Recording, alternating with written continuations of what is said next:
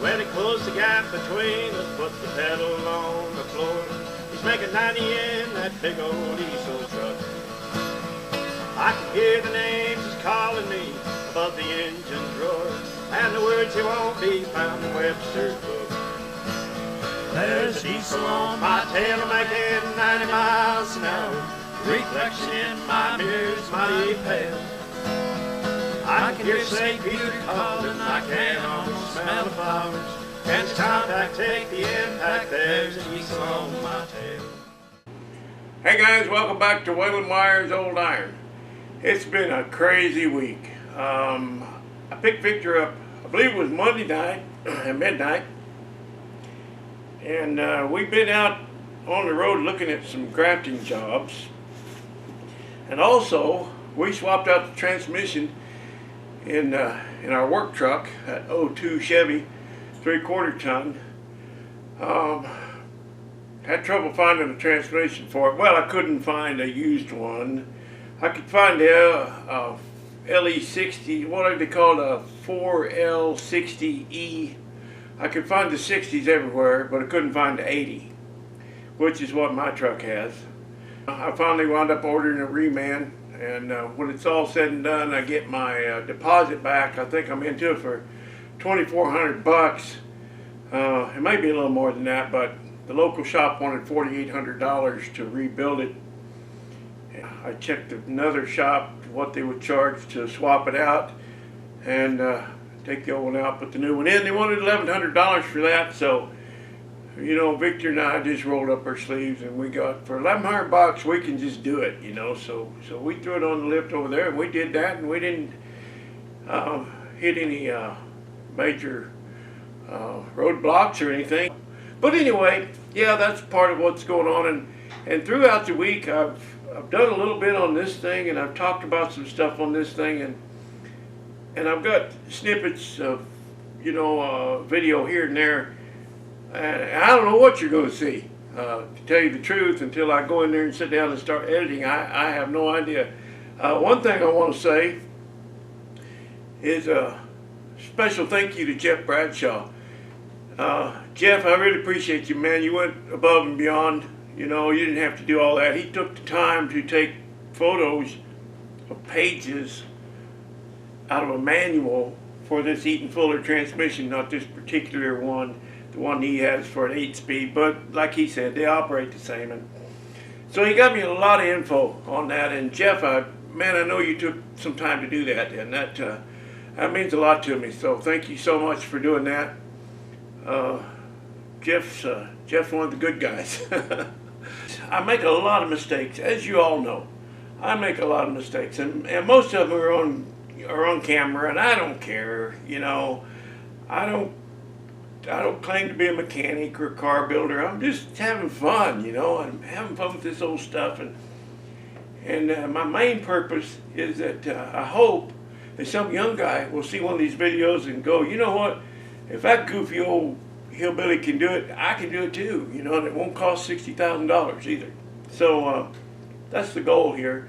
But I'm having fun, and I made a lot of mistakes, and boy, sometimes I even learn from them, and that's a wonderful thing. But I hate wiring, first of all. I just hate it. And it's probably because I'm not good at it. You know, I wired that Dojelac, and I did everything wrong. To the point that I'm kind of embarrassed about, well, no, I am. I'm totally embarrassed at the wiring on that. I didn't use all red wiring like that one guy that Chevy ran into, but you know, I kept adding components and adding wiring, and pretty soon it looks like a big bowl of spaghetti, and it's just wrong, and I should have, but this is what I learned. I'm going to do different this time. I should have laid out all my components, put everything in place, then drew it all out, drew out a schematic, you know, a road map, what wires it's going to require. But on the Dojelac, I didn't do that. It just, well, I put in the compressors. So I wired the compressors and all the relays and made a nice, beautiful little panel and did all that. Well, then I had to add the solenoids to air up the bags and release air, and ran the wiring for that. Well, then I had to add the relays for the radiators, plural. So I had to run all the wires for that, and it just kept add on. Everything was an afterthought, and that was totally wrong. And so I learned to not do that. And what I'm going to do on this one is I'm going to lay out all my components. The next thing I'm going to do is I need some air. I need some air for my horns, and I need air to shift this transmission into high range, high and low range. It's got a little flip switch on the gear shift that you pull up and down. Hello, Victor. Victor's going to join me in my intro here. So anyway, I'm going to lay out all the components. I've got next thing I'm going to do is I've got one air compressor that's burnt out on the Dojelac. It's not working. And I got two brand new ones, nice pretty shiny chrome ones up there. I didn't know that when I ordered them, but that's what they turned out to be. So I'm going to replace the bad one on the Dojelac with the two new pretty shiny new ones. I'm going to take the one remaining compressor that works on the Dojelac. I'm going to put it here, but I'm going to find out where I want to mount it. I've got a tank that I'm going to use, one of those World War II bomber oxygen tank. Yeah, I think I've showed it on camera before. But anyway, that's going to be my air tank. It's more than adequate, but it's cool looking. And so that's the plan, is to lay out all the components and then draw up a schematic and get my wiring all laid out. And that way I can do a decent job and not just have one thing after another. That's the dream anyway. So right now I'm going to shut this off and go get busy with some editing and see what I come up with for this video. I know I did drive it one more time. I took it down on the driveway just to show you guys that it does not take 40 acres to turn it around. It's really easy. One of the comments, many comments on the last video was, yeah, it reminds me of that old song, Give Me 40 Acres. Well, I wonder why it reminds you. Maybe because I just did that song in the last video. Give me 40 acres and I'll turn this rig around. It's the easiest way that I've found. Okay, let's shut this thing down and get on with the editing, and I'll help Victor put his groceries away, so we'll have plenty to eat next week. Hey, welcome to Rat Rodding. My name's Waylon Wire, and don't ever do what we do here on this channel.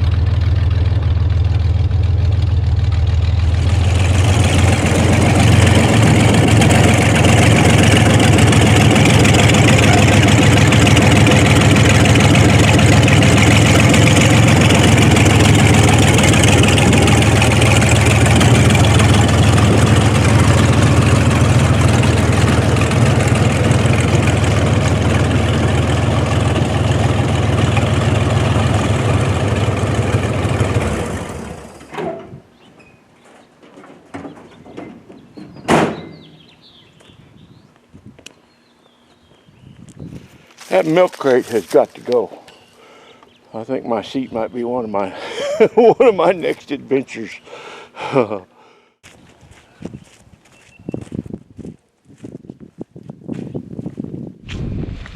Okay, this thing's been sitting here since, well, I might have drove it in November, but I don't think so. October.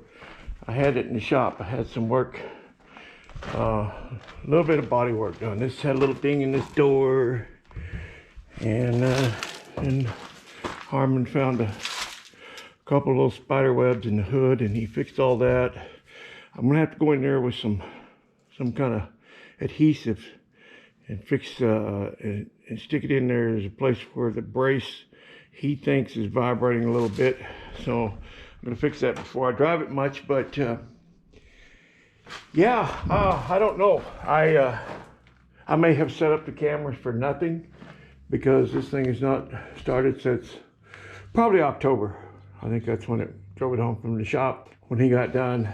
Yeah, I don't know if the battery's up. I have no idea. This may all be in vain. We'll see. Oh, smells a little like peppermint oil in here. Not bad though. That stuff dissipates pretty good.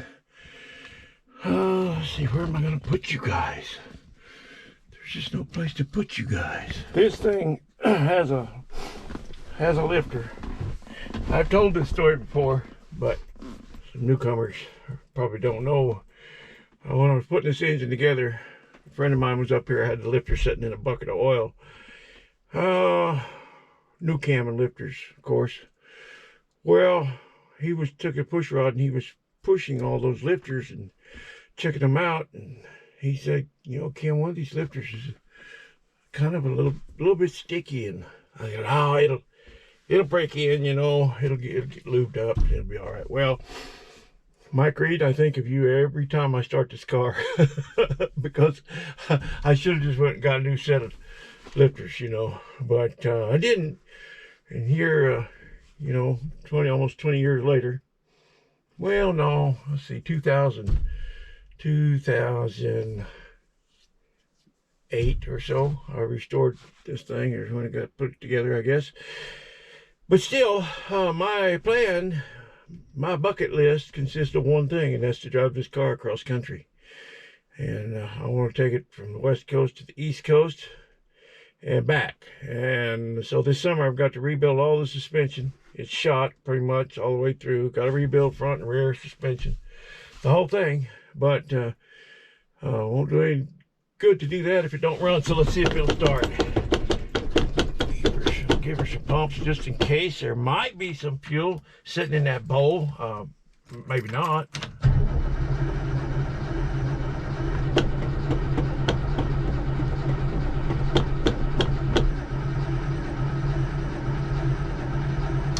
Come on. Just needs a little shot of gas, is what it needs, but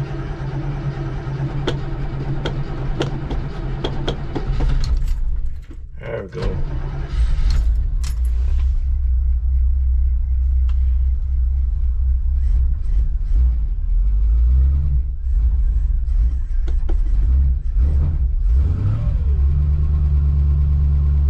Well, not bad for sitting.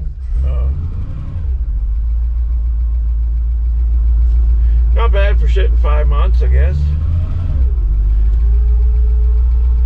You hear that lifter? I hear that lifter, Mike Reed. Sure would like to hear from you. If you're watching this video, give me a call. Same number, same old number. Would love to hear from you, my old friend.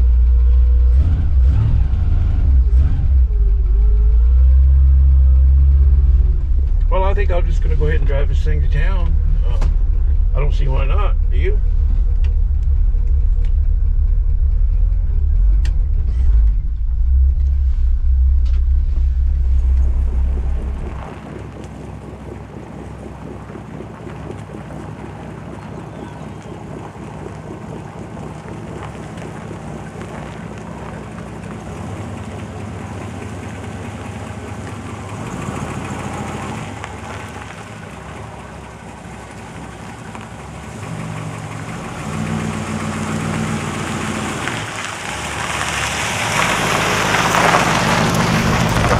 Lots and lots and lots and lots of people on YouTube that are Really worried about what kind of gas tank I'm going to use on that Dirty Dozen. And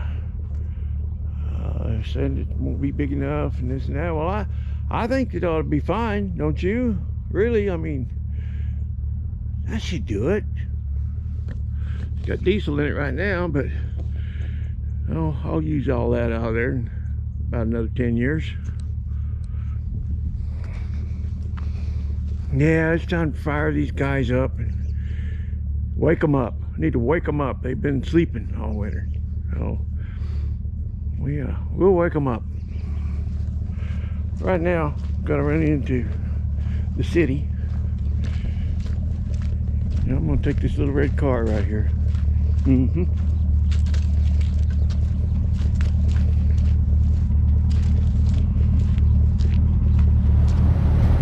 Man, this little car just loves to run. You know, I'm doing 60 in a 50 mile an hour speed total, but it's really happy at about 70. That's where it just really loves to settle in and cruise. Every time I drive this car, I just fall in love with it over and over again. Yep, I want to take her on a road trip, that's for sure.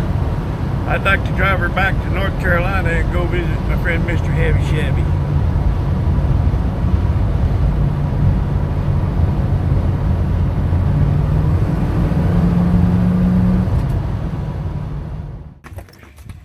Y'all have to pardon me, bear with me, I'm just in a little bit of a hurry. Oh, excuse me. I am so sorry, ma'am. I'm so sorry. I have to go in at midnight and pick Victor up. His flight lands, just about at midnight. So I'm going to go in a little bit early and stop at the store. I think Safeway closes at midnight. So I'm going to get him a few snacks, a few groceries, you know, so he don't have to get up first thing in the morning and go shopping or anything like that. Gonna let him sleep in a little bit, rest up. We're gonna be hitting her pretty hard, but I got a little time yet, so I've been tinkering a little bit. I just happened to notice that the vacuum advance was not hooked up on this thing. So I hooked it up, and it still doesn't work. So I'm wondering if that would be kind of a common thing to have it not working on a stationary engine, such as this was. Like I mentioned, this one ran an irrigation pump. I've got a couple other truck engines out there. They were actually over-the-road engines, so I'll probably pull the distributor out of, well, I think there's only one that has a distributor, but I think I'll pull that and swap it out, see if I can get the vacuum advance to work. I need to restab this one anyway. That's why I say that. I may as well swap it out, because this one, it's turned as far as it can, and I still can't. I can't adjust the timing enough. So I'm going to have to set it up number one, and be kind of a chore, but I need to reposition it. I've just been running this thing down on the driveway just a little bit, and I need to put a fan on this radiator. I don't have a fan on it. It takes this thing a long time to warm up, so it's really not an issue, but I've got to put one on there sooner or later anyway, so if I've got time, well, now's the time. I'm going to use that for my air tank for the I need air to shift it, and I need air for the air horn, because you got to have an air horn on a rig like this. Yeah, I've got to have air, so I've got to figure out where I'm going to mount my little compressor and get all the components in place, and then, draw out a schematic, lay out a plan on paper. And that way I can do a cleaner job of wiring. Now, it won't be as nice as what Chevaholic does. That guy, man, that guy's got some talent. but at least it'll be better than what I've been doing. I have learned something, and I need to clean up my act a little bit when it comes to wiring. I'm getting pretty good at running tack cables though, and the tack is working. But when I was driving this thing down the road, you know, I've drove enough old trucks that I can tell I can shift it by ear. You know, I don't need tack to shift it, but it'd just be kind of cool to have it on there. And you know, when I was taking it down the driveway, I never got it above $1,000, so I don't think I'm ever going to be in any danger of over revving this thing. But I do have to get it tuned up. It's something's causing it to do all that backfiring, and I scabbed together some pipes here. You know, I just had a bunch of scrap laying around, and I just kind of cobbled this together just for giggles. Certainly not how it's going to wind up, but points appear to be good, but I need to check the dwell, and I certainly need to get the timing correct. So yeah, right now I think I'm going to go ahead and jack her up in the air and see what I've got for an electric fan. I've got some inventory, so I might want to get that hooked up, because that's the only thing keeping me from taking it down the road really is a larger fuel capacity and a fan on the radiator. Other than that, let her rip, Tater Chip. Okay, that last video, there was a whole lot of video that wound up on the cutting room floor. I just always have to keep trimming the fat out of them to get it down to half an hour. Some people said make them longer, but I don't think so. Anyway, one of the things I was talking about on this was the internal PCV valves, and they're in the head instead of having something comes out of the valve cover and then runs back into the breather or whatever. There was a guy, well, I've had 2 or 3 people tell me that I should take those internal PCV valves out and plug them, and then replace them with the ones that come out of the valve covers. Now I have those. Okay, here we go. This is what they would have originally had, and I don't know what they ran into. You know, Jeff Bradshaw was talking about fixing them up so that they go into the PCV valve inline and then go into the breather. Well, I'm not going to run these breathers, so it wouldn't be these, but whatever I choose. My question for him was, why couldn't I just let them breathe out the valve covers the way God intended them to do? He hasn't got back to me on that, but he did send me a full email page of what a PCV valve is and what it does. So that wasn't my question, but Jeff likes to use 30 words instead of 1, you know, and that's okay, because I trust Jeff's mechanical abilities. I don't ask for a lot of advice on YouTube, but Jeff's one of the guys that knows his stuff. I've had guys that never changed their oil try to tell me how to do stuff, but Jeff's not one of those guys. He's a true mechanic. He's a real mechanic.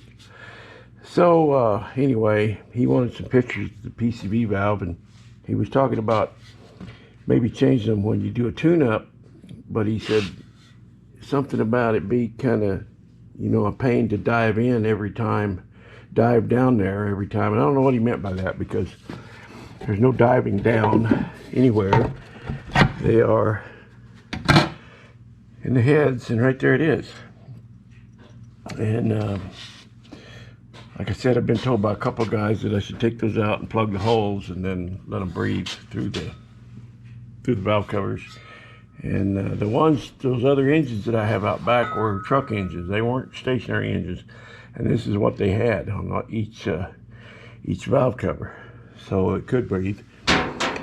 Now, the last guy that told me that was just video before the last one, I think, and I answered his comment and gave him my email address and told him I'd like to hear from him, and I had a couple more questions for him, but he never did respond to me. And was another guy that said he had an air horn for me, and he would give it to me. And so I answered his comment and gave him my email address and told him that was very kind of him, and I would insist on paying the shipping, of course, and take him up on that offer, but I never did hear from him either. So that happens quite a lot.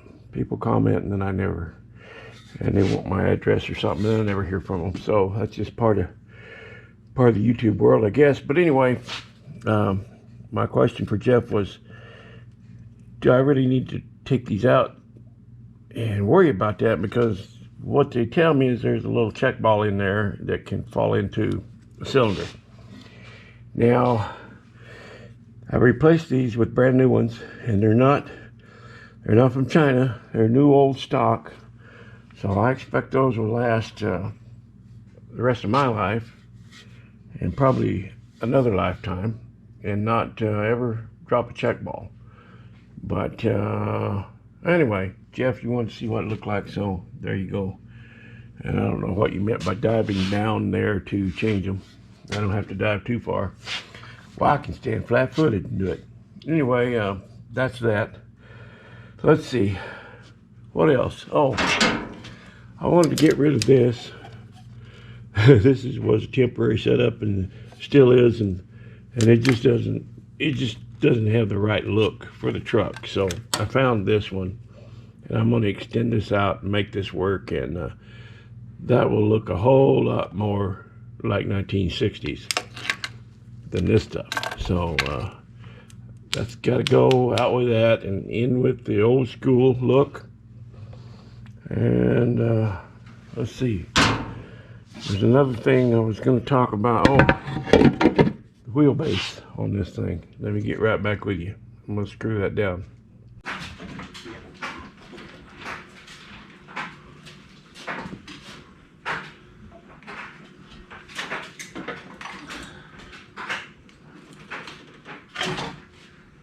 Good? Yep.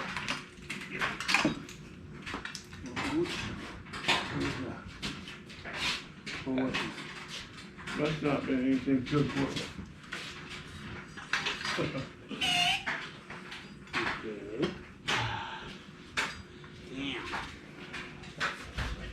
Let's see if we can find out what it was. Maybe.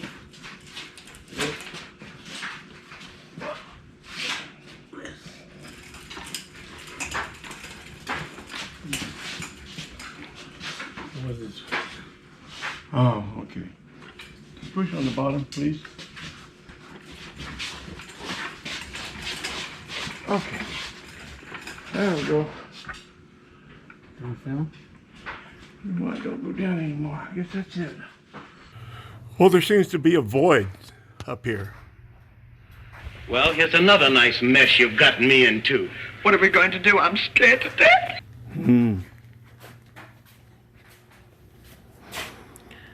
Well, the easy part's done. Well, Victor, it's time for the old switcheroo. Listo? Listo. Ameno. Oh, boy. It's when you and your best Mexican are too fat and old to pick up a transmission. This is how we do it. Go hit the lift, Victor. That's the Mexican style. Yeah, that's how the Mexicans do it. Just the old fat ones, though. The young ones don't do it like that. Go ahead. Go ahead. Oops. Stop. It's pouring oil everywhere. Well, we got to put that very, very heavy transmission back in this shipping container. What could possibly go wrong? Looks good to me. I'll back under it, Victor. Okay.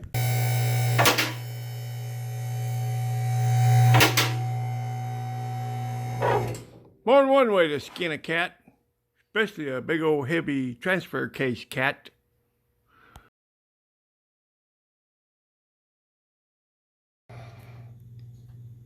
Okay, I am fitting to torque the bolts in the torque converter.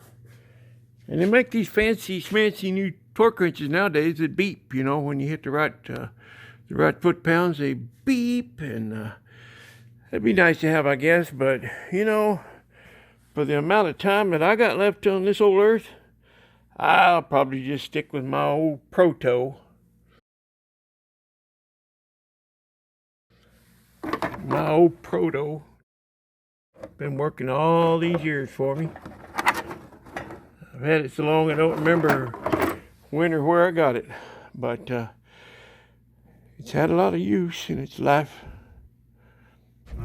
Well, Victor, we're back on the road.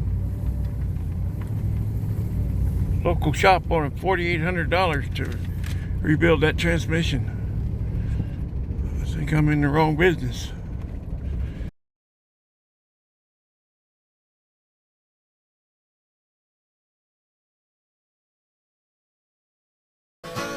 There's diesel on my tail making 90 miles an hour. Reflection in my mirror is mighty pale. I can hear St. Peter calling, I can almost smell the flowers. Can this compact take the impact? There's diesel on my tail. Can this compact take the impact? There's diesel on my tail. Okay guys, that's it for this video. We're going to start grafting. It's supposed to rain Monday. Tomorrow we're going to get the work truck in here. By the way, the transmission's all working out, running out fine with that. Transmission working okay, Victor? Yep. Yep, good.